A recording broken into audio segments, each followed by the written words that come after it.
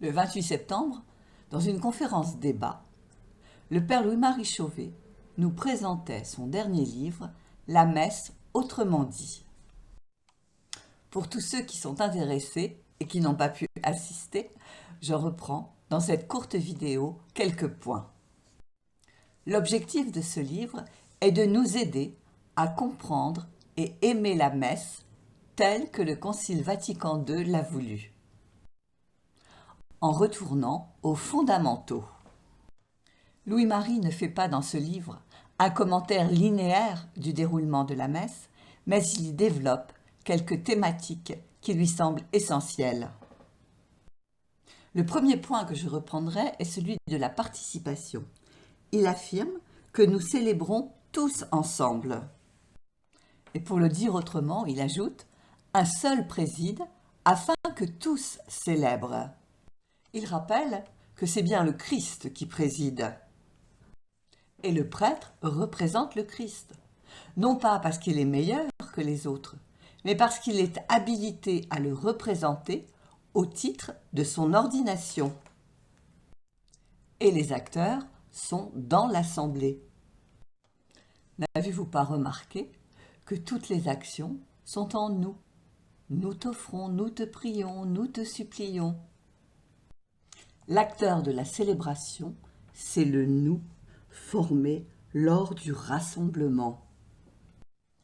Les fidèles ne s'unissent pas intérieurement à ce que le prêtre ferait, mais ils sont bel et bien acteurs à travers lui. Ils ont une participation pleine, consciente et active. Mais attention au sens des termes. Pleine ne signifie pas que tout le monde devrait tout faire. Consciente ne veut pas dire se focaliser sur le sens de chaque phrase. Et active ne signifie pas de façon agitée ou criarde.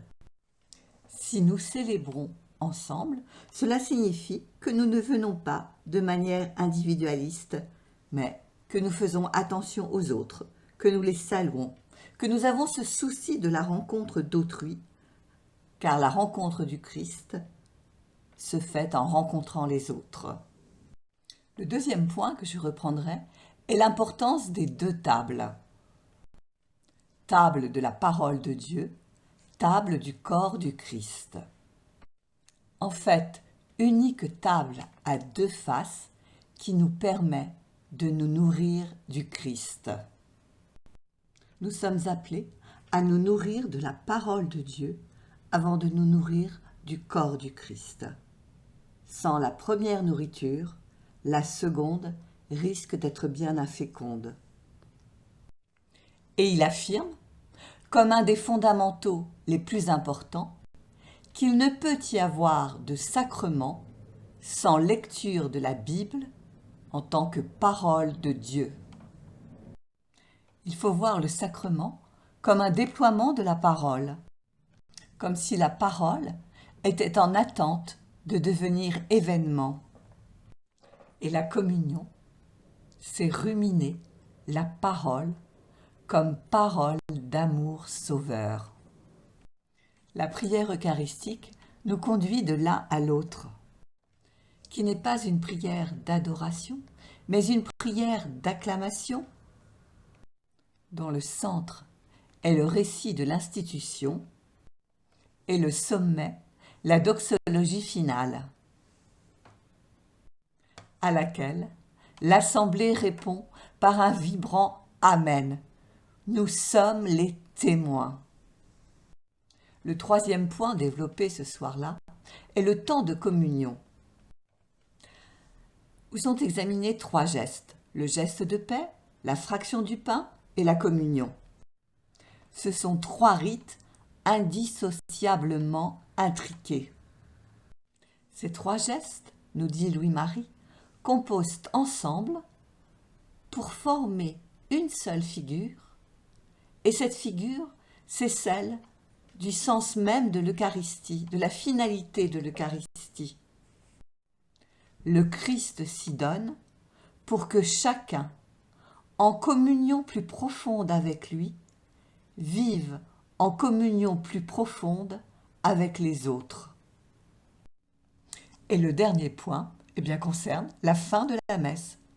Quand la messe est-elle finie? La messe, nous dit Louis-Marie, ça commence quand ça finit.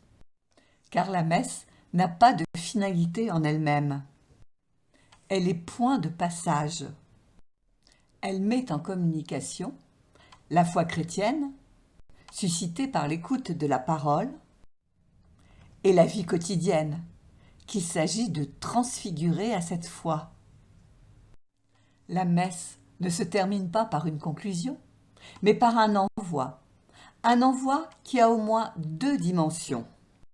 Une dimension personnelle, glorifier le Seigneur par votre vie, et une dimension missionnaire, aller porter l'évangile du Seigneur.